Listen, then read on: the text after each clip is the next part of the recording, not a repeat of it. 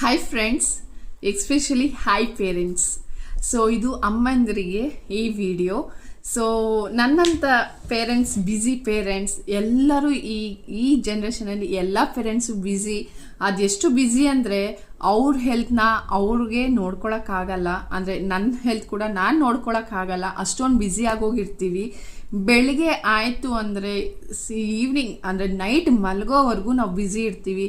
ಬೆಳಗ್ಗೆ ಟಿಫನಿಂದ ಪಿಕಪ್, ಮಕ್ಕಳಿಗೆ ಡ್ರಾಪ್, ಮತ್ತು ಈವ್ನಿಂಗ್ ಪಿಕಪ್ ಡ್ರಾಪ್, ಮತ್ತು ಲಂಚ್ ಮಾಡಬೇಕು, ಲಂಚ್ ಪ್ರಿಪೇರ್ ಮಾಡಬೇಕು, ಡಿನ್ನರ್ ಮಾಡಬೇಕು, ಸ್ನ್ಯಾಕ್ಸ್ ಮಾಡಬೇಕು, ಮತ್ತು ತುಂಬ ಕೆಲಸ ಇರುತ್ತೆ. ಮನೆ ಅಂದರೆ ಆಲ್ಮೋಸ್ಟ್ ಎಲ್ಲರಿಗೂ ಗೊತ್ತಿರೋದೇ ತಾಯಂದ್ರಿಗೆ ಎಷ್ಟು ಕಷ್ಟಪಡ್ತೀವಿ, ಎಷ್ಟು ಇಷ್ಟದಿಂದ ಮಾಡ್ತೀವಿ ಅಡುಗೆ ಟಿಫನ್ನ. ನಮ್ಮ ಮಕ್ಕಳು ಚೆನ್ನಾಗಿರ್ಬೇಕು, ಹಸ್ಬೆಂಡ್ ಚೆನ್ನಾಗಿರ್ಬೇಕು, ಅವ್ರಿಗೆ ಎಷ್ಟು ಏನು ಬೇಕೋ ಎಲ್ಲ ಮಾಡಿರ್ತೀವಿ. But as we parent, as we mother, ನಾವು ನಮ್ಮ ಹೆಲ್ತ್ನ ನಾವು ನೋಡ್ಕೊತಾ ಇಲ್ಲ. ಸೊ ನೀವು ಅನ್ಕೋಬೋದು, ನಾವು ನೋಡ್ಕೊತೀವಿ, ಅವ್ರು ಮಾಡಿದ್ದೆ ನಾವು ತಿಂತೀವಿ ಅಲ್ವಾ, ಇನ್ನೇನು ಅಂತ.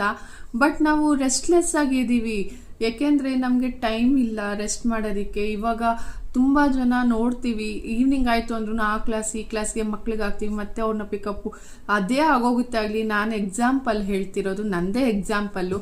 ಸೊ ಆ ಬ್ಯುಸಿ ಲೈಫಲ್ಲಿ ನಮ್ಮ ಹೆಲ್ತ್ನ ನಾವು ನೋಡ್ಕೊತಿಲ್ಲ. ಸ್ವಲ್ಪ ಯೋಗ, ಎಕ್ಸಸೈಸು, ವಾಕಿಂಗ್ ಈ ಥರ ಮಾಡಿ ನಮ್ಮ ಹೆಲ್ತ್ನ ನಾವು ಚೆನ್ನಾಗಿ ನೋಡ್ಕೊಳ್ಳೋಣ. ಒಳ್ಳೆ ಫುಡ್ನ ಕೊಡೋಣ ಫ್ಯಾಮಿಲಿಗೆ, ಒಳ್ಳೆ ಫುಡ್ನ ನಾವು ತಗೊಳ್ಳೋಣ, ಒಳ್ಳೆ ಡಯೆಟ್ನ ಫಾಲೋ ಮಾಡೋಣ.